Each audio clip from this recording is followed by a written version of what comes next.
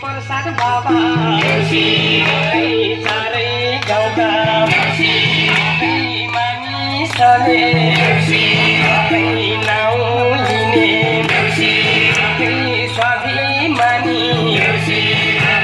निडर मान्छे उहाँकै घरमा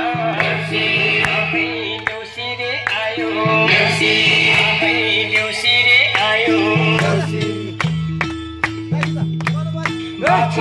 उठ्यो र